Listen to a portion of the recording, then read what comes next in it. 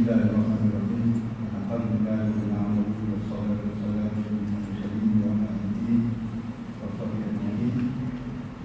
Yang dirahmati dan diberkati Tuhan Haji Islami dan selaku hadir masyarakat Safia pada pegawai masjid di masjid Safia dan juga tetamu kita berceramah khas yang kita bawa dari Jawa, dari Bangi Lama, Dr. Muhammad Rofa bin Ismail, InsyaAllah yang akan menyaksikan kuliah kita ini. Kepada tuan-tuan dan puan-puan, Assalamualaikum warahmatullahi wabarakatuh.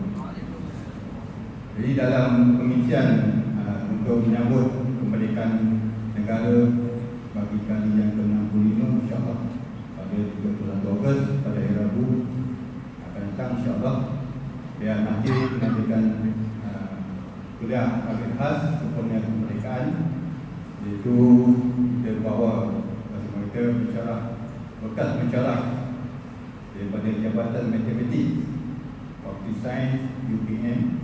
Tapi insyaAllah pada malam ini akan bincangkan bukan matematik lah, kalau matematik mungkin saya pun keluarga, tapi ini sejarah kemerdekaan negara kita dalam perjuangan kemerdekaan dengan membawa tajuk satu ummah satu akidah. Jadi insyaAllah tanpa membuang masa lagi, majlis menjemput Dr. Rofa Ismail untuk menyampaikan kuliah bagi khas untuk kemerdekaan kali yang ke-65 di Masjid Al-Azhar. Silakan.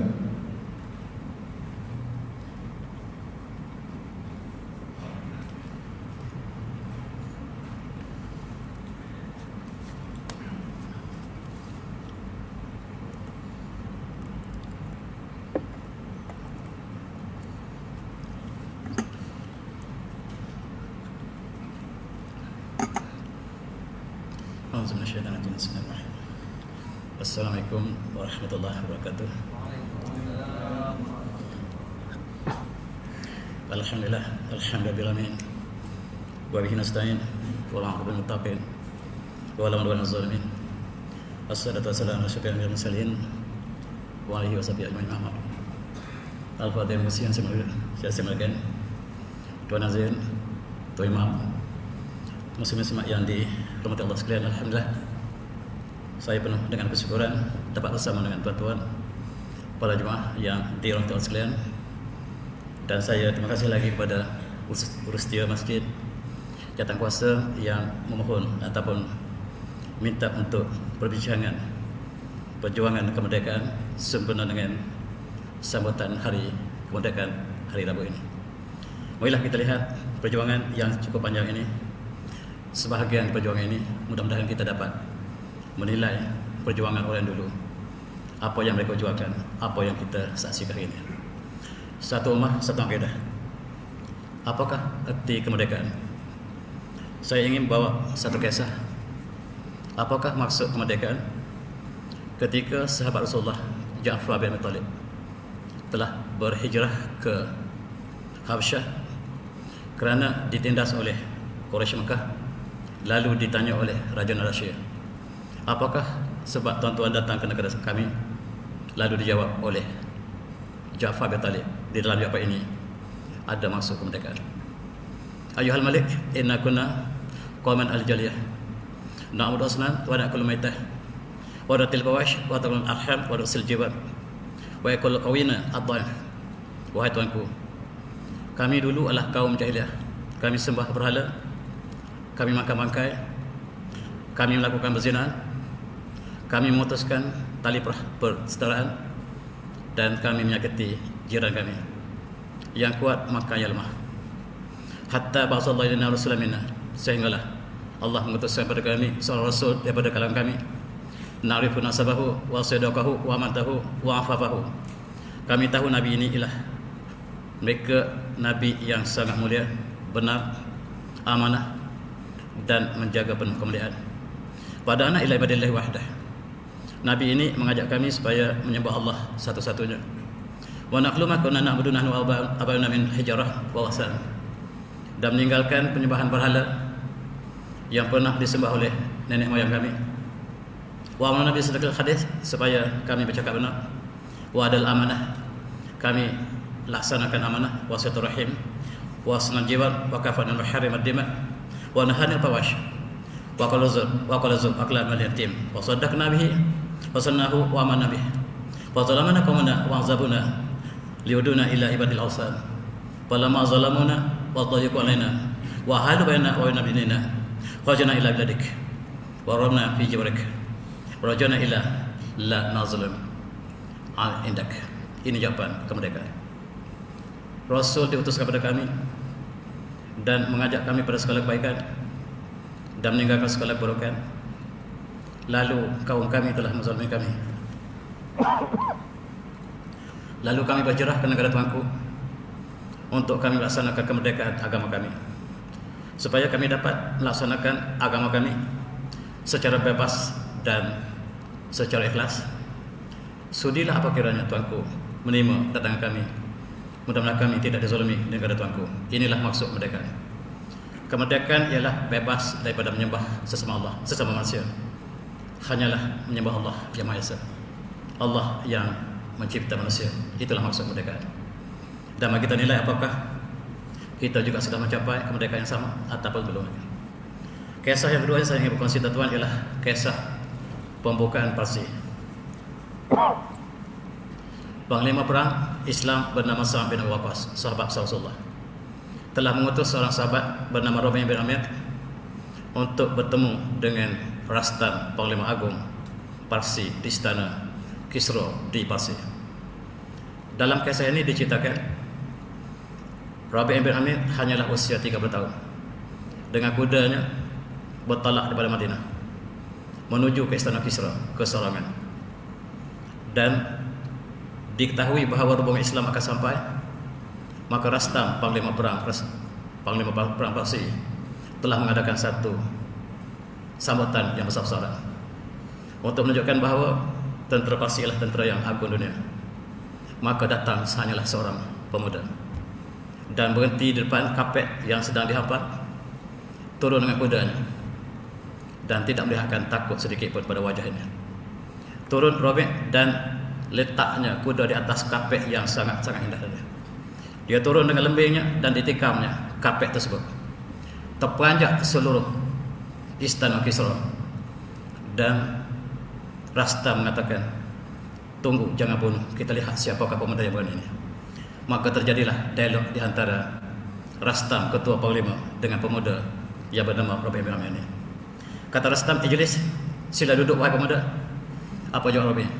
Ma'idatu dhafan hatta ajlis, inama itu wafitan. Saya bukan datang sebagai tetamu, saya datang sebagai utusan. Seorang pemuda berdepan dengan segala kebesaran Kisra menjawab dengan jawapan yang tegas. Maka Rastam terperanjat. Betapa berani seorang pemuda keserangan di depan panglima perang yang terbesar dunia, di depan istana Kisra yang terbesar. Maka terjadi dialog sebagaimana terlihat dalam baris terakhir. Maka kata Rastam, dia kata, malakum ayyuhar ma'alimna qauman adramikum. Nampak kamu macam Arab, dan Arab ialah orang yang paling hina. Apakah maksud kamu datang ke sini? Wala aqlamikum sya'nan antum ahlu jahilin jalan tataribul ibil fi sahra famadzalai atabikum. Yang kami tahu orang Arab ialah pengawal unta yang hidup miskin di padang pasir. Apa maksud kamu datang ke istana kami? Ini jawapan kemerdekaan daripada seorang pemuda. Kata Rabi', ayuha al-malik, wahai tuanku, kunna kama qulta wa ziyadah. Apa yang tuanku kata tadi benar, bahkan kami lebih teruk daripada apa yang tuanku sebut tadi. Tetapi bukan sekarang. Dulu ketika kami jahiliah, ketika kami jahiliah, kami hina sebagaimana tuanku sebut, tapi bukan sekarang. Dan sekarang kunna al-jahiliyah, dulu kami jahiliah. Na'budu asnam, kami sembah berhala. Yaqtulu qaribahu ala syatin, seorang membunuh saudaranya sebab seekor kambing. Walakin Allah ibtasna linafraja al-ibad min ibad. ila ibadati rabbil ibad. Tetapi Allah telah mengurangkan kami daripada kami menyembah sesama manusia kepada menyembah Tuhan yang mencipta manusia. Itulah maksud mereka. Min dhaiqid dunya ila sa'atil akhirah. Dan daripada kesempitan dunia kepada kelebatan akhirat. Itulah maksud mereka. Merdeka apabila kita bebas daripada sistem manusia masuk pada sistem Allah, dan itulah kemerdekaan. Keluar daripada sistem yang bertemakan kepada undang-undang Kristian common law yang menjadi undang tertinggi negara kepada Al-Quran yang Allah turunkan sebagai wahyu, sebagai undang tertinggi. Dan daripada sistem riba yang Allah sebut wahallahul bai'a wa harrama riba. Allah menghalalkan jual beli dan mengharamkan riba. Kita bebas dari riba. Itu masuk kemerdekaan. Kita bebas daripada sistem manusia masuk pada sistem Allah, dan itulah masuk kemerdekaan. Dan apakah kita sudah capai kemerdekaan itu? Ini bukan jawapan tapi soalan. Perjuangan kita tuan-tuan, marilah kita reflect satu masa silam ketika kita dijajah, saling berganti oleh penjajah. Ratusan tahun kita di bawah penjajah, dan akhir sekali kita di bawah penjajah Inggris. Saya ingin bawa satu episod ketika kita berada di bawah Osmaniyah. Osmaniyah berpusat di Istanbul sekarang, dan dia adalah induk khalifah seluruh umat Islam, termasuklah kita. Ketika itu Melaka telah wujud di sini. Melaka ialah gubernur kepada Osmaniyah. Tapi sayang dalam sejarah negeri kita tidak pernah disebut demikian. Dan seluruh kawasan ini ialah di bawah pengaruh Osmaniyah, dan simbol Osmaniyah ialah bola bintang. Dan walaupun Osmaniyah telah hilang daripada pemerintahan dunia, tetapi simbol Osmaniyah masih kekal di atas masjid kita. Bola bintang itu simbol Osmaniyah. Osmaniyah telah tidak ada, tetapi setiap masjid kita masih ada bola bintang. Bola bintang bukan simbol Islam, tetapi simbol Osmaniyah. Kita satu masa dulu di bawah Osmaniyah. Di bawah Osmaniyah kita melaksanakan hukum Allah. Di Melaka kita melaksanakan hukum undang-undang Melaka yang disebut sebagai Qanun Melaka. Kita juga ada undang-undang Harabah, undang-undang laut Melaka, melaksanakan hukum hudud, ta'zir, dan hukum-hukum yang dikaitkan dengan budaya Islam. Kemudian dibawa ke Pahang ketika Sultan Abdul Ghaffar, kita melaksanakan hukum hudud di Pahang di bawah undang-undang Qanun Pahang.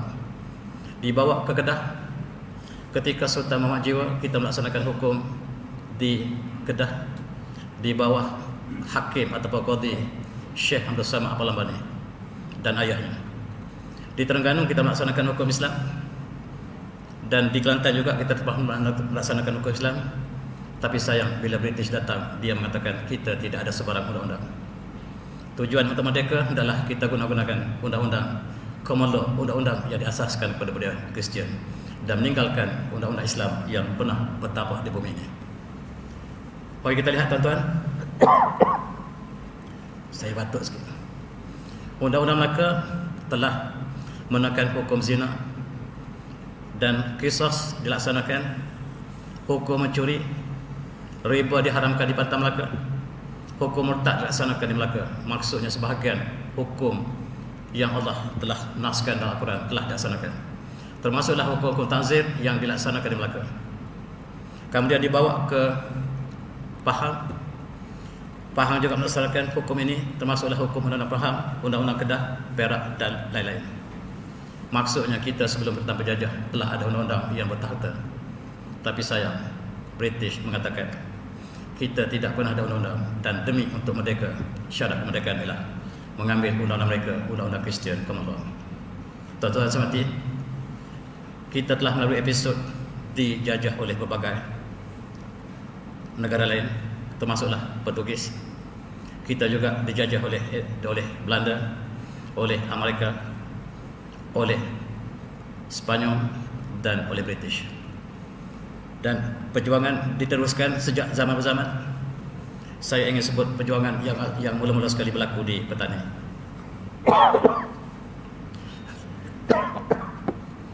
Petani diserang oleh siap.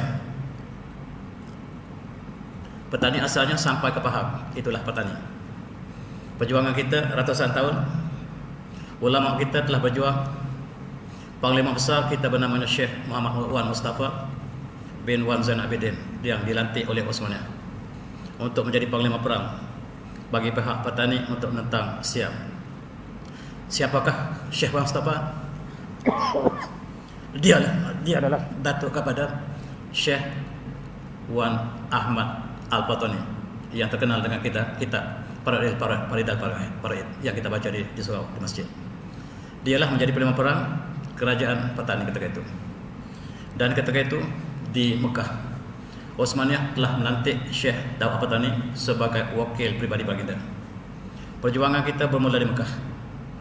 Daripada Mekah lah kita rancang supaya penentangan terhadap Patani, terhadap Siam dilakukan di Patani. Kita menghantar komando-komando terbaik Patani dan juga daripada Osmaniyah. Dan sampai hari ini kita lihat kubu-kubu panglima Osmaniyah banyak terdapat di Patani, banyak terdapat di Aceh, banyak terdapat di seluruh alam Melayu, iaitu panglima perang daripada Turki yang telah bersama-sama menentang Siam. Dan itulah sejarah penentangan yang awal. Syekh Daud Al-Fatani yang terkenal dilantik menjadi duta daripada Osmaniyah ke alam Melayu. Termasuklah kawannya Syekh Muhammad Asyar Al-Jumari daripada Banjarmasin dilantik sebagai penolong kepada perjuangan ini. Kedua-duanya berjuang di Patani bersama dengan tentera Osmaniyah. Dan Syekh Abdul Samad Al-Lamani dilantik sebagai panglima perang. Tuan-tuan membaca kitab Tasawuf Syekh Abdul Samad tetapi tidak mengetahui bahawa dia adalah komandan perang Osmaniyah untuk menentang Siam. Dan tuan-tuan, bersama dengan Syekh Arsyad Al-Banjari, Syekh Daud Al-Fatani, dan mereka sama-sama berjuang di Patani, dan akhirnya Syekh Abdul Samad Al-Lamani telah syahid. Inilah Syekh Abdul Samad Al-Lamani yang dibesarkan di Kedah. Ayahnya melaksanakan hukum Islam ketika zaman Sultan Muhammad Jiwa, dan dia dibesarkan di Kedah. Dan dia telah berkorban. Dia dilantik sebagai komander kerajaan Osmaniyah untuk menentang Siam, dan dia telah terkorban di selatan Patani, di Narutuat sekarang. Ini kuburnya. Dikatakan setiap kali ekspedisi yang diketuai oleh Syekh Abdul Samad, sentiasa tentera Islam mengalahkan Siam, sehingga Siam sangat-sangat dendam kepada tokoh ulama kita ini. Akhirnya diperangkap di kawasan selatan Thailand sekarang dan dibunuh di sana. Maka syahidlah Syekh Abdul Samad Al-Lamani. Kuburnya diletakkan di sini, terbiar dalam kebun getah. Tuan-tuan yang pernah melawat, kepalanya dibawa oleh Siam, dipamerkan di Museum Royal Museum of Bangkok. Dan sampai hari ini kepalanya masih menitis darah, menunjukkan kematiannya lah syahid yang ikhlas. Badannya telah ditanam di sini, di kebun di sini. Baru saja dibuat bangunan ini, dan itu satu masa dulu. Kita lihat Patani akhirnya jatuh, dan negeri Melayu yang bersempadan di Setenggara hanyalah menjadi kenangan. Tuan-tuan yang pernah melawat ke Setenggara, ditulis di sinilah bumi Melayu, di sinilah sempadan bumi Melayu, dan kita kehilangan Patani. Sebelumnya kita kehilangan Champa ialah Biak Enam sekarang. Biak Enam ialah bumi Melayu yang satu masa dulu nama Champa. Kita orang Melayu, orang kalah. Kita pertahankan Champa selama 700 tahun, akhirnya kita kalah. Kekalahan bangsa Melayu bukan disebabkan oleh tidak kuatnya perjuangan, tetapi kerana pengkhianat dalam barisan perjuangan sendiri. Di Champa, bagaimanakah orang Melayu menjadi pengkhianat kepada bangsa sendiri, yang akhirnya bangsa Biak telah mengambil bumi Champa dan mereka namakan sekarang Biak Enam. Tuan-tuan yang pernah sampai ke Biak Enam, tengok padang padi kita yang luas. Itulah sawah padi orang Melayu yang kita tinggalkan di Biak Enam. Itu nama satu asal nama Champa, dan hanya tinggal kenangan. Dan Ho Chi Minh adalah bandar pertahanan kita terakhir. Itu sebab kalau kita pergi ke Biak Enam, jangan sebut Champa, kita akan ditangkap. Mereka ingin putuskan hubungan kita dengan Champa. Dan sampai hari ini pemuda kita tidak tahu bahawa asal kita daripada Champa. Champa bumi yang telah hilang. Kemudian Patani telah bumi yang hilang. Kemudian Singapura pula hilang. Dan sekarang hanyalah tinggal sejengkang sekangkang kera yang masih dipertahankan. Mudah-mudahan dapat diwariskan kepada generasi akan datang. Tuan-tuan yang saya hormati, kita kenang sebelum kita pergi berjauh, nilai kita ataupun kampung halaman kita di Patani, yang kita panggil Phuket itu asalnya bukit, yang kita panggil Yala itu jala, Yang kita panggil Tabai itu Tabal. Dan betapa sedih, hanya nama yang masih tinggal, tetapi bumi telah bertukar tangan, orang lain menguasai. Dan permainan di antara Siam dengan British telah menyerahkan petani kepada Siam secara percuma. Dengan balasannya, maka Siam tidak mengganggu lagi negara Melayu di bawah. Maka jatuhlah petani ke tangan Siam secara percuma. Dan inilah untuk kita kenang sampai hari ini nasib malang umat Melayu sepanjang sejarah mereka. Sepanjang sejarah kita, orang Melayu sentiasa kalah. Kita sentiasa kalah dicampur, kita kalah dalam perjuangan sepanjang sejarah. Bukan tidak ada logistik peperangan, tetapi pengkhianat daripada dalam. Itulah kita ambil intibat sepanjang zaman. Kita ingat nama-nama di Siam sekarang masih menggunakan nama Melayu. Bangkok itu Bangkok, tuan-tuan.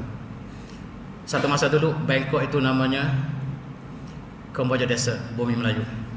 Sebelum campur kita bumi semua Thailand itu kita punya, namanya Kamboja Desa, sekarang nama Thailand. Kemudian petani telah hilang. Kemudian hilang campur, hilang Singapura. Dan kita hanyalah sejengkal, sekenting ataupun semenanjung yang masih kita ada hari ini. Dan itulah pusaka terakhir kita. Satu masa kita dijajah di British. Dan sekali lagi kita lihat ada pejuang-pejuang yang menentang penjajah ini, tetapi tidak juga kurang pengkhianat yang menggunting dalam lipatan. Dan inilah sebab kita lihat sejarah Melayu, sejarah sentiasa dikhianati oleh bangsa mereka sendiri. Dan ketika itu tentera kita berjuang dengan bendera salib Union Jack. Inilah bendera Inggeris yang digunakan di Melaya.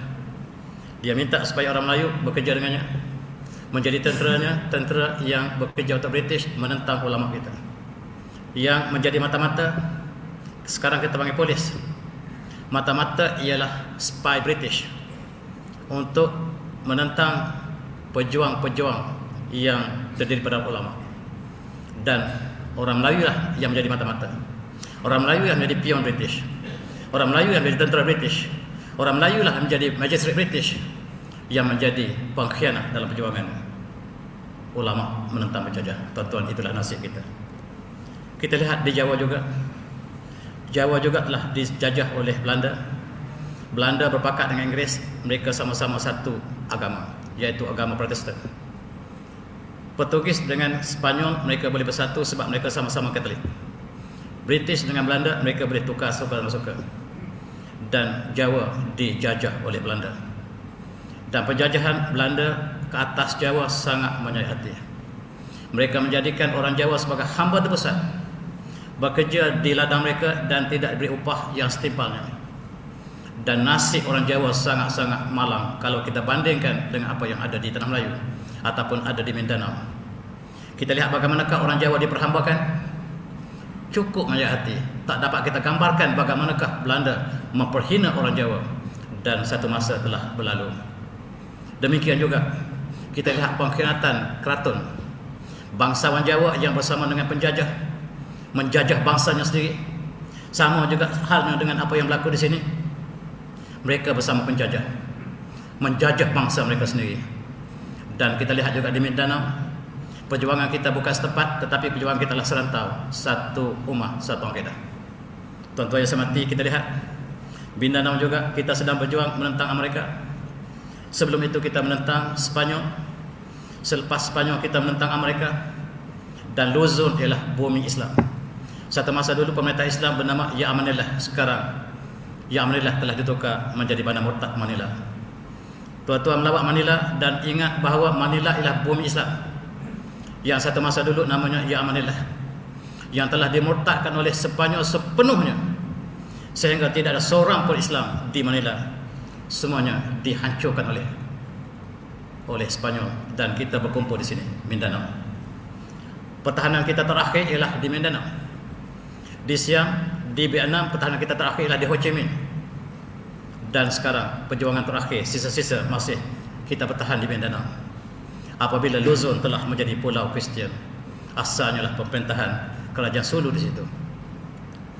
Dan tuan-tuan, saya nak bawa satu episod ketika Osmaniyah kita berada di Mekah. Di sinilah perancangan untuk menentang penjajah, sama ada Amerika di Filipina, Belanda di Jawa, ataupun British di tanah air, di plan di sini di bawah Kerajaan Osmania. Dan ketika itu ialah Sultan Abdul Hamid Khan, ialah khalifah kita terakhir. Dialah yang menghantar bantuan, menghantar tentera, menghantar senjata pada kita untuk menentang musuh kita. Dan British ingin tutup sejarah kita dengan Osmania, sebab ketika itu tentera yang dilatih oleh British ingin menentang Osmania, dan tentera Melayu menentang khalifahnya sendiri. Tentera Melayu yang bekerja dengan British, yang berpusat di Singapura, dilatih untuk menentang khalifah Islam sendiri.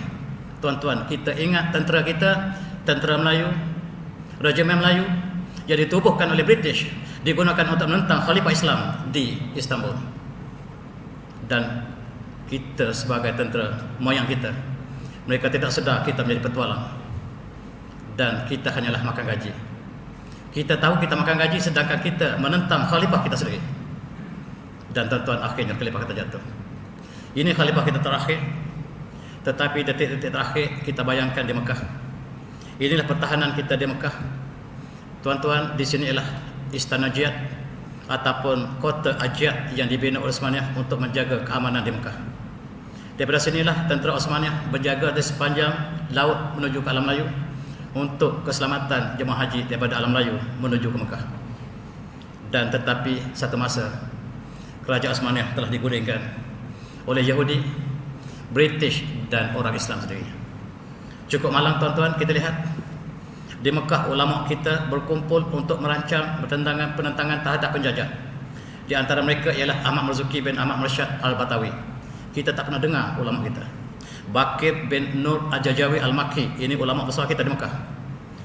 Bakir dan Baydawi bin Abdul Aziz Al-Lasami, Jami Abdul Rashid Al-Rifai Al-Bugisi, Jamaluddin Al-Khalid Al-Fatani, Sulaiman Muhammad Hussein Al-Lambani, Saleh Muhammad Abdullah Al-Kalantani, Saleh bin Mujian Al-Batawi, dan lain-lain. Ini ialah ulama-ulama yang tidak pernah didendang nama mereka. Mereka lah yang melatih pemuda-pemuda Melayu di Mekah, ulama-ulama Melayu di Mekah, supaya kembali ke Mekah, ke tanah air, memperkatkan dengan pasukan menentang penjajah. Di Jawa, kita lihat ulama kita besar di Mekah, Syekh Nawi Al-Bantani, telah merancang satu kumpulan pemuda Jawa untuk kembali ke tanah air menentang Jawa. Dan yang menentang Jawa ialah murid-murid daripada Syekh Nawi Al-Bantani. Dan nama-nama ini kita tidak pernah kenal, tetapi mereka lah perancang untuk menentang penjajahan di tanah air. Dan masa itu tuan-tuan, Osmania menjadi kekuatan Islam. Maka Al-Kufar Al-Timilati Wahidah, orang kafir bersatu untuk menjatuhkan Islam, dan seluruh dunia bersatu untuk menghancurkan Osmania. Jadi seluruh dunia bersatu untuk menentang Osmania. Tiba-tiba Osmania dibantu oleh Jerman. Satu-satunya negara bukan Islam yang membantu Islam ialah Jerman. Itu sebab tuan-tuan sangat benci pada Jerman. Sebab tuan-tuan membaca sejarah British, British sangat marah dengan Jerman, sebab Jerman lah galang ganti kepada Islam, pertahankan Islam di Eropah. Dan kejatuhan Osmania bersekali dengan Jerman jatuh dalam Perang Dunia Pertama disebabkan pakatan antara Yahudi, Amerika, Rusia, British, Perancis, Itali, seluruh gabungan untuk menjatuhkan Islam, dan dibantu oleh Jerman satu-satunya. Itu sebab orang Malaysia sangat benci pada Jerman, sebab tuan-tuan membaca sejarah yang ditulis oleh British. Tuan-tuan, di Mekah Kerajaan Osmania diambil alih oleh orang lain, dipasipati oleh British. Yahudi melantik seorang daripada Najd bernama Abdul Aziz. Maka bumi Osmania diganti dengan Kerajaan Saudi. Saudi dinaikkan oleh Yahudi bersama dengan British, Amerika. Dan panglima perang Kerajaan Saudi ialah yang sebelah kiri, iaitu Shakespeare, yang menjatuhkan kerajaan Islam dan pengkhianat dalam perjuangan Islam, kadang-kadang daripada orang Islam sendiri. Barangkali sejarah ini tidak senang untuk kita dengar malam ini. Yang pahit tuan-tuan, selalunya tuan-tuan dengar yang manis-manis di sini. Awas kecil manis. Malam ini saya ubat dia yang pahit. Telanlah ubat yang pahit ini tuan-tuan, sebab dia penawar kepada penyakit yang sentiasa kita mendengar kisah-kisah yang manis-manis. Tuan-tuan yang semati, kita lihat inilah petualang-petualang Al-Kufar Al-Timilati Wahidah. Daripada sebelah kiri ialah Perdana Menteri British yang sangat ganas, namanya George Loish yang tuan-tuan sangat puji di Melayu. Kemudian di tengahnya adalah Lord Balfour yang bukan saja mengalahkan Osmaniyah tetapi menyerahkan Palestin kepada Yahudi. Yang sebelah kanan ialah bernama Rothschild yang masih sampai sekarang masih memegang kewangan dunia. Mereka berpakat untuk hancurkan Islam. Dan sayang tentera British Melayu kita bekerja dengan British. Cukup malang tentera Melayu kita bekerja untuk British bersama dengan musuh Islam, dan masa itu kita tidak sedar, tuan-tuan. Sekarang kita nilai sejarah kita. Moyang kita menjadi Malay Regiment yang bekerja untuk British, petualang pada perjuangan ulama kita di Mekah. Dan sejarah telah berlalu. Yang adalah kita ambil iktibar daripada peristiwa ini. Saya ingin kembali kepada Mekah. Di tepi Masjidil Haram ada sebuah bukit lain bernama Jabal Ubay Qubais. Di sinilah terletaknya Masjid Bilal yang diruntuhkan oleh kerajaan sekarang. Kenapakah mereka sangat marah pada masjid ini? Sebab di sini ialah ulama Melayu berkumpul. Ulama Melayu berkumpul dan mengembangkan tarikat. Tarikat dikembangkan di sini tujuanlah untuk perjuangan di alam Melayu. Dan setiap perjuangan dalam Melayu dibekalkan dengan tarikat, zikir dan pengisian jiwa. Tuan-tuan, kita kenang kembali ulama kita yang bernama Syekh Abdul Raif Sengkil, orang Aceh, yang awal dilatih di situ, kembali ke Aceh dan kemudiannya merancang untuk menentang Belanda. Yang menentang penjajahan di alam Melayu semuanya datang ke Mekah. Dan murid-murid mereka yang diasuh di Mekah ataupun di tanah air, termasuklah Syekh Yusuf Tajul Khalwati yang berada di Sulawesi, yang berjuang menentang Belanda, yang akhirnya Syekh Yusuf bersama pelajarnya tidak dapat ditahan oleh Belanda, sehingga Belanda telah menangkap dan menghantarnya ke Afrika Selatan. Dan orang Melayu keturunan Syekh Yusuf Tajul Khalwati ramai di Afrika Selatan sekarang. Mereka ialah kumpulan yang sangat dinamik, menjadi pemimpin, menjadi saudara-saudara besar. Rupa-rupanya orang Melayu lemah di bumi sendiri. Apabila kita berhijrah, kita menjadi orang yang sangat dinamik. Buktinya Datuk Bandar Afrika Selatan dipegang oleh orang Melayu. Hijrah ialah kekuatan. Orang Cina di negara Cina masih naik basikal. Orang Cina di Malaysia mereka sangat maju sebab mereka hijrah. Orang Melayu yang tidak berhijrah di kampung halaman mereka kekal sebagaimana 10 tahun lepas, 100 tahun lepas. Tetapi orang Melayu yang berhijrah ke Afrika Selatan, mereka menjadi kumpulan yang sangat dinamik. Kita lihat bagaimanakah ulama kita dilatih di Mekah, kembali tanah air menentang penjajahan Belanda dalam konteks Sulawesi. Dan inilah barisan ulama kita di Mekah. Di sebelah kiri ialah Syekh Abdul Samad Al-Palamani. Di sebelahnya ialah Syekh Asy'ad Al-Banjari. Yang sebelahnya ialah Syekh Abdul Wahab Bugis. Dan yang akhir Syekh Abdul Rahman Jawa ataupun Abdul Rahman Al-Misri, orang Jawa yang berpengaruh di Mekah. Mereka lah yang melatih murid mereka supaya kembali tanah air menentang penjajahan. Dan episod ini tidak pernah ada dalam sejarah negara kita. Sama ada di Jawa, di Indonesia ataupun di tanah Melayu Malaysia sekarang, kita tidak pernah iktiraf pejuang-pejuang kita daripada Mekah yang melatih pelajar-pelajarnya untuk kembali menentang penjajahan di tanah air. Dan tuan-tuan, kita lihat Syekh Muhammad Khatib Sambas ialah tokoh Sufism di Mekah yang ramai muridnya yang tersebar seluruh alam Melayu. Mereka lah yang air memegang senjata menentang penjajah. Ketika kita merdeka, kita lupa nama-nama yang besar ini. Dan tuan-tuan, Syekh Abdul Rahman Abdul Wahab Warkan ialah tokoh besar kita di Mekah yang punya ramai murid-murid yang dilatih di sana untuk menentang penjajahan. Dan yang paling agung ialah Syekh Ahmad Patani, cucu kepada Syekh Wan Mustafa, Panglima Perang Petani tadi. Dia dilatih oleh Osmaniyah menjadi duta selepas Syekh Daud Patani. Dan dialah pengamal tarikat Ahmadiyah yang sekarang berkembang di Negeri Sembilan ialah daripada Syekh Ahmad Patani. Tuan-tuan, kita lihat ada 3 tokoh besar kita di Mekah yang melatih ulama-ulama supaya kembali ke tanah air menentang penjajah. Pertama ialah Syekh Nawi Al-Bantani yang sebutkan tadi, orang Jawa. Di tengahlah Syekh Ahmad Patani, dan yang sebelah kanan ialah Syekh Tuku Palu, Syekh Al-Habib Said Abdul Rahman, iaitu dilatih di Mekah. Ketiga-tiga inilah sebagai tokoh penentang penjajahan yang harus kita iktiraf setiap kali kita menerima kemerdekaan. Tetapi sayang, setiap kali kita terima kemerdekaan, nama mereka tidak pernah disebut sama sekali. Kalau disebut, mereka sebagai penjana. Inilah nasib tuan-tuan, bagaimanakah tiga ini bersatu tenaga di Mekah, mengasuh para pelajar kita supaya kembali ke tanah air menentang penjajahan.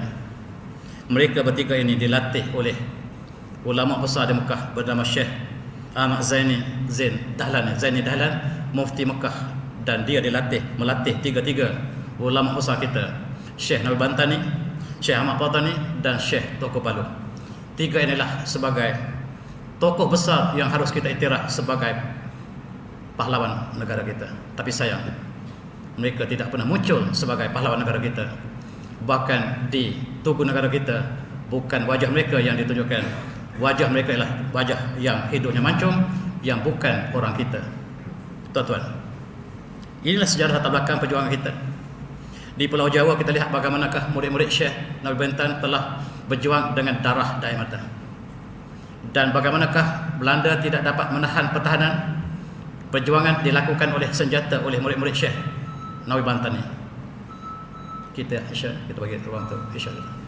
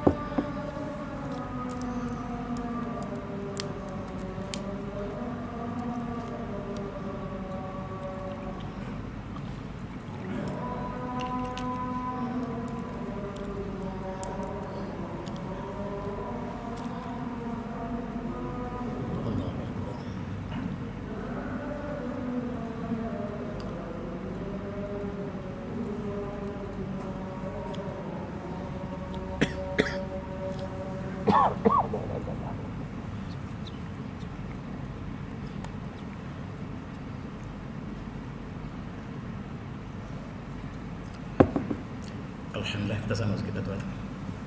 Kita lihat di Mindanao, selepas Spanyol menyerahkan Filipina kepada Amerika, kita berjuang menentang kuasa besar ini. Kita kenal nama Datuk Ali, Datuk On, yang barangkali kita tak pernah sebut nama ini. nama yang berjuang dengan darah dan air mata, bukan dengan perundingan di meja bulat yang mengorbankan segala hak bagi pihak orang yang menerima kemerdekaan.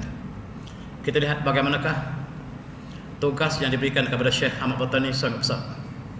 Kerajaan Osmania minta supaya Syekh Ahmad Patani mengumpulkan atau mencantumkan kembali antara Kelantan, Terengganu, Petani dan Kamboja, dijadikan sebuah kerajaan induk yang satu khalifah, satu ummah, dan dilatih di Mekah. Siapakah tokoh ini? Mereka mencadangkan Sultan Zainal Abidin ketiga sebagai khalifah kita yang mencantumkan antara Kelantan, Terengganu, Petani dan Kamboja. Kemudian cantumkan Pahang, Negeri Sembilan, Selangor, Sumatera, Jawa, Filipina dengan satu khalifah. Dan kekuatan kita lah apabila kita tidak berpecah. Satu masa dulu nama kita Melayu Raya. Daripada Aceh sampailah ke Filipina, kita satu negara. Tetapi sayang, penjajah datang pecahkan kita menjadi Indonesia, menjadi Singapura, menjadi Malaysia, menjadi Filipina, dan kita semakin kecil. Bahkan kita dengan Indonesia, dengan bola sepak pun kita boleh bergaduh. Sedangkan kita satu negara, satu ummah, satu akidah yang dipecahkan oleh penjajah. Dan tugas besar Syekh Ahmad Patani ialah untuk kembali cantumkan daripada Aceh sampai ke Filipina. Tetapi British, Belanda telah mengetahui. Mereka sekat perancangan ini supaya tidak berlaku. Tuan-tuan, betapa banyak darah yang kita alihkan untuk menyatukan kembali negara ini. Dan Tokoh Palu dihantar ke Terengganu untuk menjadi penasihat kepada Sultan Zainal Abidin ketiga. Dan inilah khalifah kita yang menjadi khalifah daripada Aceh sampai ke Filipina. Inilah khalifah kita yang kemudiannya hanyalah sempat menjadi Sultan Terengganu, dilatih khusus oleh Tokoh Palu yang dilatih di Mekah. Tujuanlah untuk menyatukan seluruh umat dalam satu di bawah sebuah khalifah. Khalifah ini bernama dengan Khalifah Osmaniyah di Istanbul, tetapi perancangan ini tidak pernah berlaku. Dan seorang lagi tokoh yang dilatih di Mekah supaya gabungkan antara Pulau Riau dan pulau kepulauan di selatan Singapura, namanya Raja Ali Kelana, yang berpusat di Pulau Penyengat. Dan di situlah ulama kita telah memberikan amanah kepada Raja Ali Kelana supaya pertahankan Riau dan halau keluar Belanda daripada Pulau Riau. Tapi sayang, akhirnya perancangan ini diketahui oleh Belanda. Akhirnya Belanda menghancurkan Pulau Penyengat dan dia terpaksa lari ke Singapura. Dia adalah mufti Singapura pertama. Inilah di antara tokoh-tokoh yang tak pernah kita sebut ketika kita menyambut kemerdekaan. Di Mekah, kita lihat Syekh Ahmad Patani yang dilantik sebagai duta Kerajaan Osmania masih berusaha untuk menubuhkan persatuan di alam Melayu. Dan di Pulau Penyengat sebagai perjuangan kita terakhir, tuan-tuan. Perjuangan kita terakhir di alam Melayu apabila kita semua kalah, kita kembali ke Pulau Penyengat. Di situ ditubuhkan Jamatul Rasyidiyah yang tuan-tuan barangkali tak pernah dengar. Di situlah kita masih berjuang untuk menentang seluruh penjajah di alam Melayu ini. Ketuanya adalah Raja Ali Kelana. Bahkan ketika kita merdeka, kita tak pernah sebut nama Raja Ali Kelana, orang Riau daripada Pulau Penyengat yang akhirnya kecewa di tangan Belanda dan melarikan diri di Singapura, dilantik menjadi mufti Singapura yang pertama. Tuan-tuan yang saya hormati, kita lihat di Indonesia mereka menubuhkan satu persatuan bernama Syarikat Islam untuk menentang Belanda, dipimpin oleh murid-murid daripada Mekah. Dan Syekh Ahmad Patani juga melatih persatuan pelajar untuk dihantar ke Mesir supaya penentangan disertakan dengan ilmu. Dan murid pertama yang dihantar oleh ulama kita di Mekah untuk belajar di Masjid Azhar ialah seorang daripada Aceh, namanya Syekh Ismail Ashi. Itu orang pertama. Dan Syekh Ahmad Patani sendiri juga ialah keluaran daripada Masjid Azhar. Kemudian dihantarnya Syekh Tahir Jaludin untuk menjadi pelajar yang kedua yang lulus pada Masjid Azhar untuk kembali tanah air menentang penjajahan. Sejarah ini semua tidak dinyatakan dalam sejarah kita. Dan tuan-tuan, kita lihat bagaimanakah inilah persatuan pelajar Melayu di Mesir, di Azhar, yang mempunyai tugas yang cukup besar.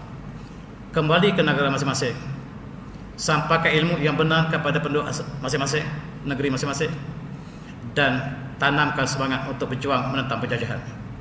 Mereka kembali ke Filipina, ke Mindanao, mereka kembali ke Pulau Jawa, mereka kembali ke Aceh, mereka kembali ke Terengganu, dan mereka sama-sama satu pakatan seluruh alam Melayu di bawah satu kepimpinan. Dan tuan-tuan, kita lihat Yang dihantar menjadi pemimpin Kelantan ialah Haji Nik Mahmud, dihantar ke Mesir untuk menjadi pembantu kerajaan Sultan Kelantan untuk menentang British. Tapi sayang, British sudah masuk Kota Baru. Ketika mufti kita dihantar balik, British sudah masuk ke Selangor. Di Selangor kita hantar mufti daripada Mekah bernama Tengku Mahmud Zuhdi, iaitu orang petani. Di Selangor tidak ada orang alim ketika itu. Terpaksa diambil orang petani, namanya Tengku Mahmud Zuhdi.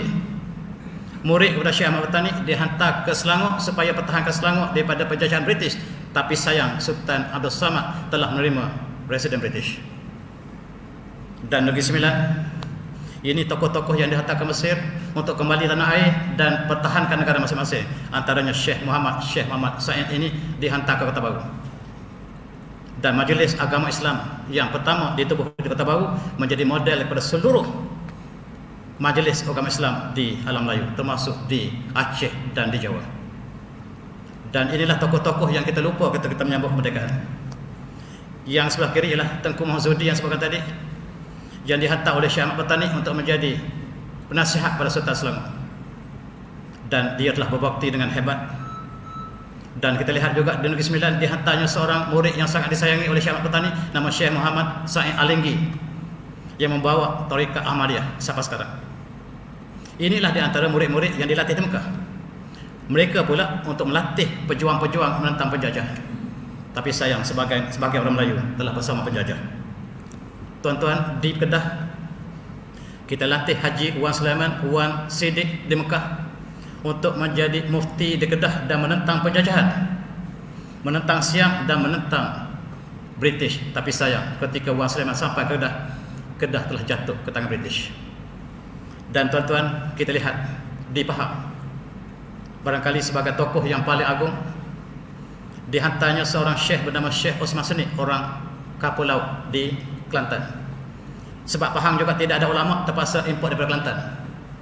Dan dihantar ke Pahang untuk menjadi mufti Pahang. Bukan sahaja dia dilengkapkan dengan ilmu-ilmu untuk pemerintahan, tetapi ilmu ke silat dan pendekar. Di situlah dia melatih di Pahang. Datuk Bahaman adalah muridnya, dan Mak Kilau adalah muridnya, Tok Gajah adalah muridnya, dilatih. Dan dia adalah mufti Pahang daripada Kelantan. Dia adalah penasihat dan juga pendekar besar yang dilatih di Petani oleh Syekh Wan Mustafa tadi. Dan kita lihat rangkaiannya bersambung-sambung, mereka bukan berjuang kesorangan. Dan di Pahang dilatihnya Mak Kilau, Datuk Bahaman, Tok Gajah dan sebagainya. Sehinggalah kita lihat Pahang telah muncul sebagai pendekar. Lebih lagi apabila Mak Kilau ditayangkan, kita baru sedar muncul Mak Kilau, tetapi kita lupa rangkaian seluruh alam Melayu. Mak Kilau adalah satu unit daripada rangkaian alam Melayu yang besar, tuan-tuan. Dan dia dilatih, Osman Seni tadi dilatih oleh Syekh Wan Mustafa, Panglima Besar Petani yang telah syahid di Petani. Dan tuan-tuan, Mak Kilau ialah muridnya yang pertahankan Pahang daripada penjajahan British. Tapi British telah masuk ke Pahang. Dan Tok Gajah ayahnya juga menentang penjajahan British yang telah mula masuk mempengaruhi istana Sultan ataupun di Pahang. Mak Kilau ialah pengamal tarikat. Dan dia sentiasa sebut Ya Latif, Ya Latif, sehinggalah simbol negeri Pahang sebut Ya Latif. Di atas itu Ya Latif, iaitu zikir yang digunakan oleh Mak Kilau. Dan tuan-tuan, kita lihat ketika itu British telah menjadikan orang Melayu sebagai tenteranya untuk menentang ulama yang dilatih di Mekah ini. Mak Kilau bersama dengan kumpulan ini dilatih oleh Syekh Osman Seni. Osman Seni dilatih di Mekah. Maksudnya perjuangan Mak Kilau ialah daripada rangkaian Mekah. Dan disitulah kita lihat Hugh Clifford telah masuk ke Pahang sebagai residen mereka. Dan kita lihat mula-mula sekali Mak Kilau bersama dengan pejuang-pejuang Pahang bertemu dengan sultan mereka, Sultan Abdullah, yang menggantikan Sultan Ahmad. Dan mereka mengatakan, wahai tuanku, kami berjuang untuk menentang British. Kami beri perhatian pada tuanku. Sekiranya tuanku bersama British, maka tuankulah yang kami tentang lebih awal. Apakah tuanku bersama kami atau bersama British? Saya bersama tuan-tuan. Kalau begitu tuan minum air Yasin sekarang. Minum. Untuk buktikan tuanku bukan bersama British. Sebab Selangor sudah bersama British. Negeri Sembilan bersama British. Perak sudah bersama British. Saya kami bimbang kalau tuanku bersama British. Selangor sudah menerima kereta api Kuala Lumpur ke Kelang dan terjajahlah Selangor. Jangan-jangan tuanku bersama dengan Selangor. Dan tuanku terpaksa minum air Yasin. Dan perjuangan selepas itu cukup hebat. Tuan-tuan yang hormati, perjuangan antara kumpulan ulama bersama dengan British cukup mendapatkan. Difilmkan, tuan-tuan yang lihat bagaimana perjuangan ini. Di sebelah tentera British ialah tentera Melayu bersama dengan tentera India, tentera Sikh, tentera Punjab, Gorkha yang menjadi kekuatan tentera British bersama dengan Melayu yang peluk kepada perjuangan ulama. Mereka ialah tentera Melayu yang dilatih oleh British. Tuan-tuan, kita lihat British telah membakar kampung Melayu, satu kampung Bodoh di Pahang. Kalau tuan-tuan balik ke Kelantan dan lalu ke Lepis, ada estate Bodoh. Disitulah pembunuhan, pembakaran yang total oleh British terhadap pejuang-pejuang ini. Dan kita lihat Mak Kilau dan pejuang terpaksa undur ke Terengganu. Mereka terpaksa melalui jalan yang penuh likuan, membelah gunung dan hutan. Dan British mengumpul tentera mereka untuk menghalau pejuang-pejuang ini. Dan Presiden British menyediakan 290 orang tentera mereka. 190 ialah tentera Melayu yang pengkhianat bersama dengan India yang lain, tentera India, untuk memburu Mak Kilau dan pejuang-pejuang. Kita lihat tuan-tuan, Melayu menjadi pengkhianat sepanjang sejarah perjuangan mereka. Sejak daripada Champa, di Melaka, di Aceh, di Kerajaan Riau, Melayu sentiasa keluar menjadi pengkhianat. Dalam perjuangan di Pahang, Melayu seramai 190 orang diketuai oleh Syed Hasan namanya, menjadi pengkhianat pada perjuangan ulama kita yang dilatih di Mekah. Sejarah ini kita harus kenang sampai hari ini tuan-tuan. Sebab orang Melayu tidak kalah kerana musuh di depan, tapi musuh di dalam selimut inilah yang menghancurkan kekuatan perjuangan Islam Melayu di tanah air. Tuan-tuan, kita lihat bagaimanakah mereka telah memburu sampai ke Terengganu, dan disitulah Tok Gajah telah meninggal di hutan Terengganu. Kemudian kita lihat bagaimanakah dua pegawai Melayu yang tercatat sebagai pengkhianat. Mereka adalah keturunan Rasulullah, iaitu Syed Hussein dan Syed Seman, menjadi ketua tentera Melayu untuk menghancurkan para ulama ini yang bekerja dengan British. Nama mereka Syed Hussein, kita harus kenang sampai hari ini. Dan tuan-tuan, mereka telah bersama dengan kucunya untuk memerangi pejuang-pejuang yang dilatih di Mekah. Apabila sampai di Terengganu, ketika itu tuan-tuan ingat Tok Kopalu yang telah dihantar ke Terengganu untuk pertahankan Terengganu kepada British, telah memberikan perlindungan kepada Mak Kilau, memberi perlindungan kepada pejuang-pejuang Melayu yang lagi pada Pahang, memberikan pejuang-pejuang Melayu yang datang di Terengganu. Sebab satu-satunya pertahanan yang belum jatuh ialah Terengganu. Tuan-tuan, Mak Kilau sempat berguru dengan Tok Kopalu, dan dalam kisah keramat Tok Kopalu cukup hebat tuan-tuan.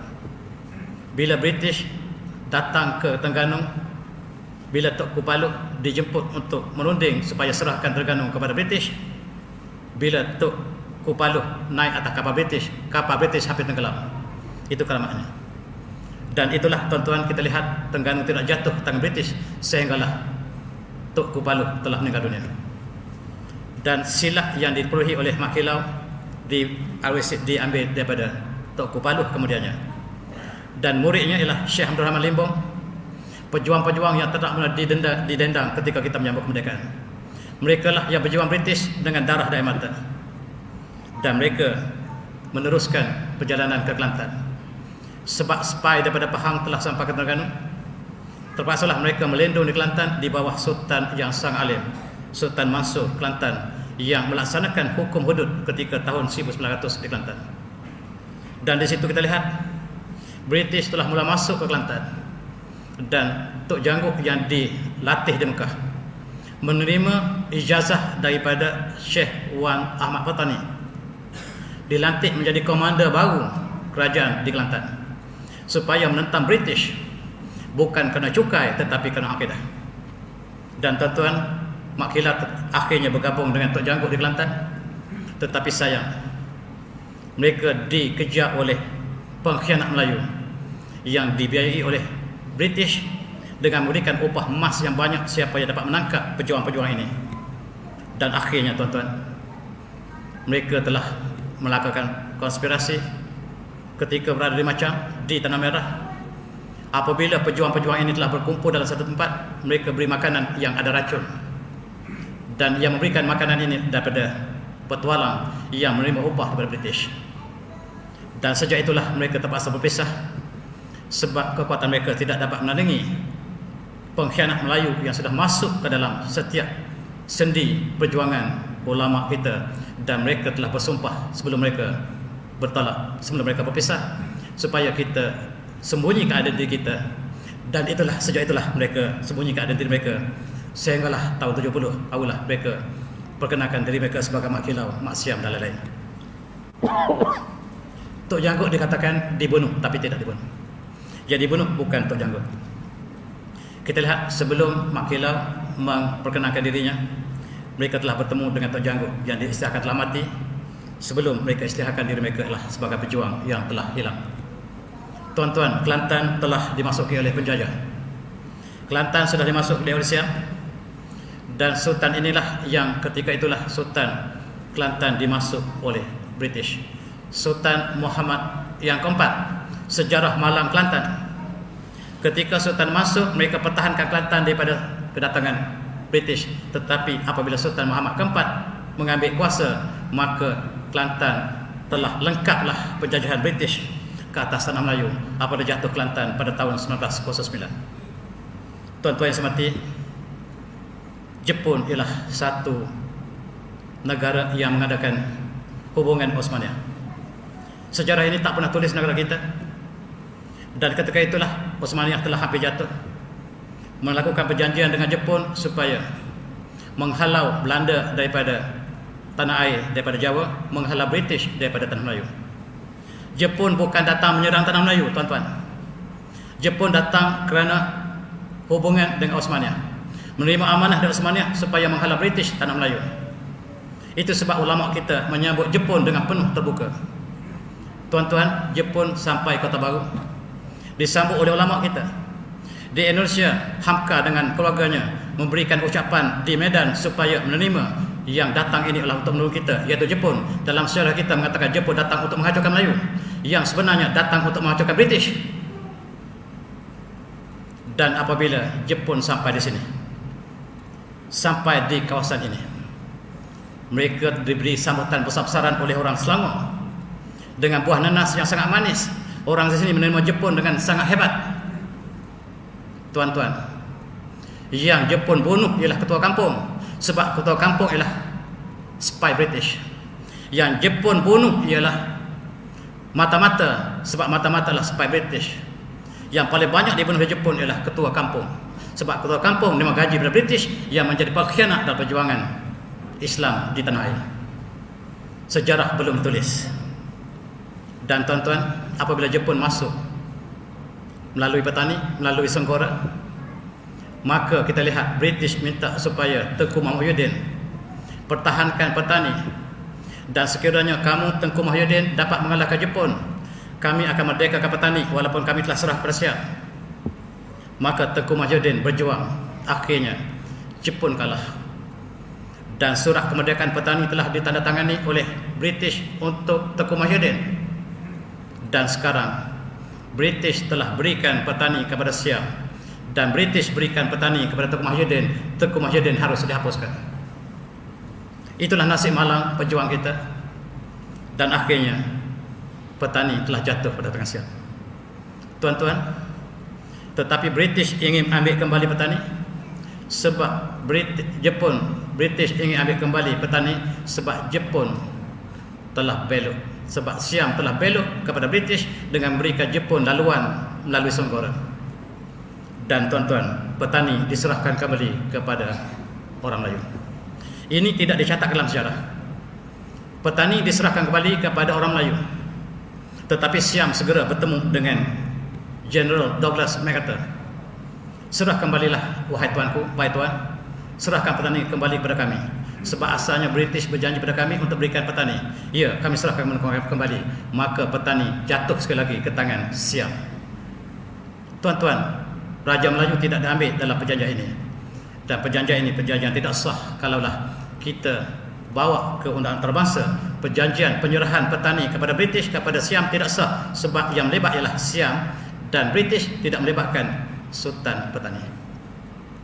Dan tuan-tuan, kita lihat apabila British lah kalah dalam perang kedua, Jepun dalam perang dunia kedua,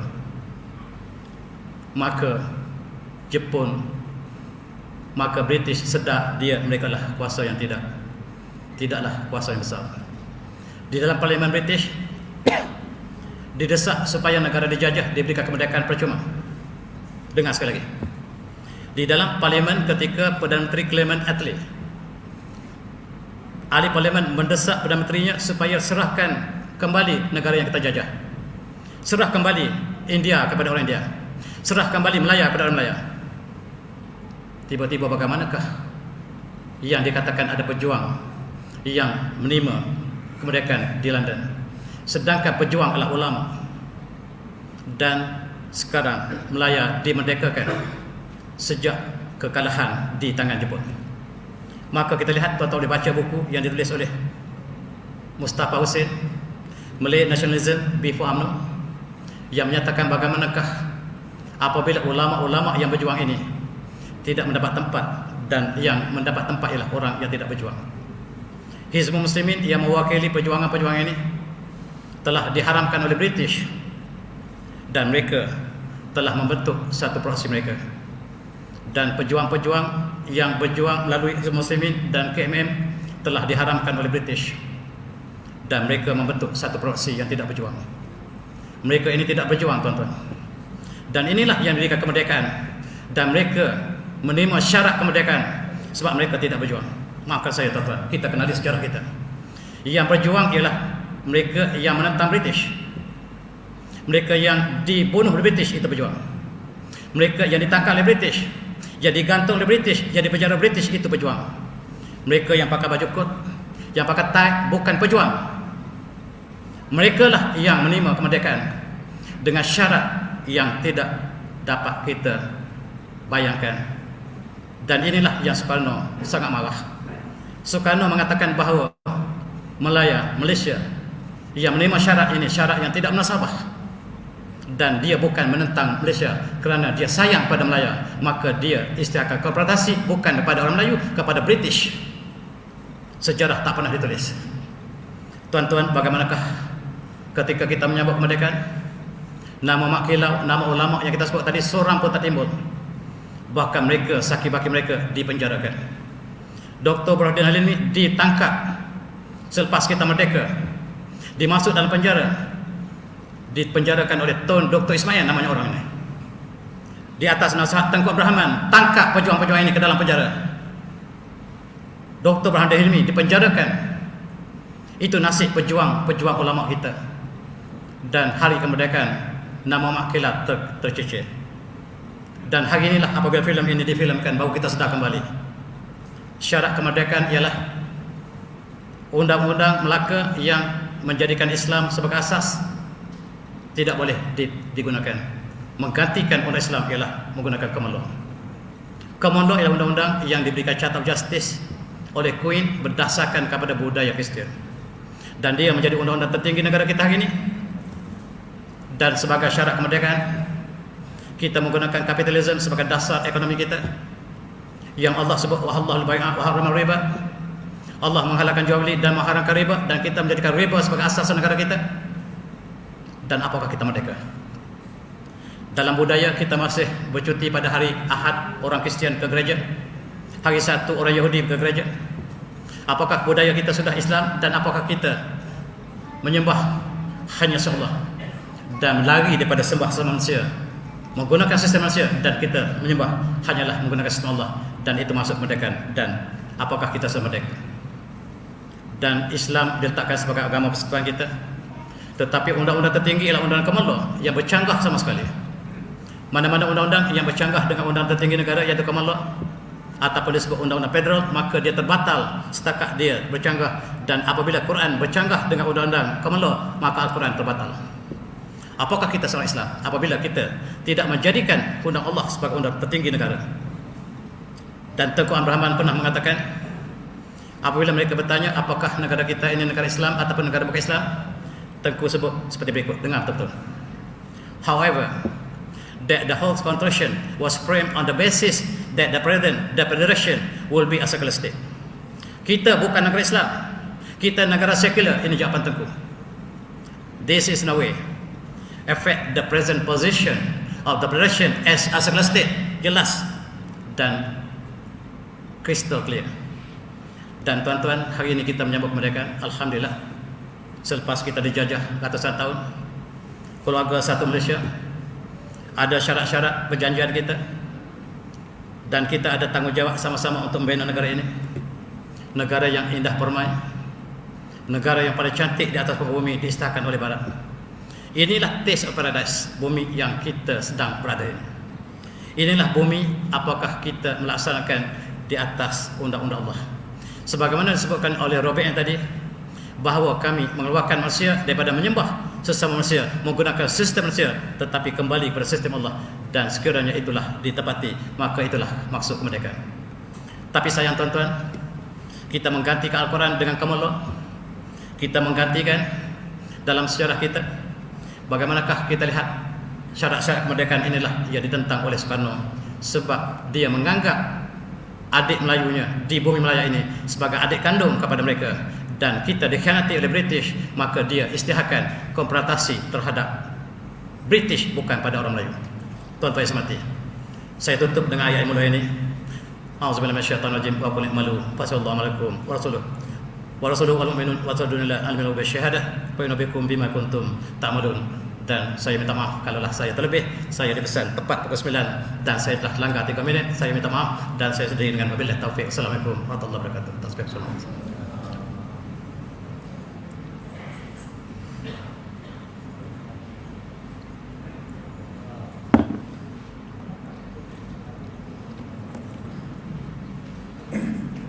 Tindakan yang penting pada Dr. Rafa di atas lepasan tentang arti kemerdekaan. InsyaAllah saya buku ada tulis. Tak ada. Belum ya.